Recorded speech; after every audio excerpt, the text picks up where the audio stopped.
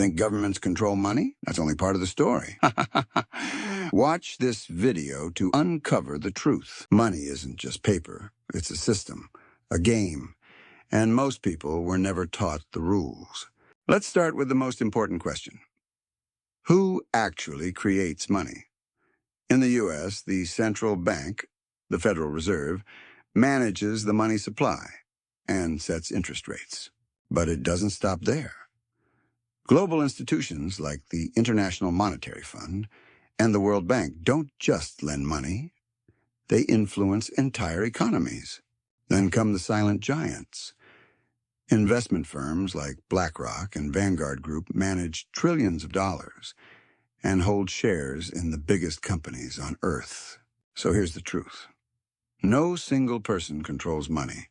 It's a connected network of banks, institutions, and corporations. But here's the real question. Where do you stand in this system? Are you working for money or working inside a system you don't fully understand? The wealthy don't just earn money. They understand how the system works, and they use it. Everyone else stays inside the system without ever questioning it. The question isn't who controls money. The real question is, will you learn how to control it? In the next video, we'll reveal how money is created from nothing. Subscribe now.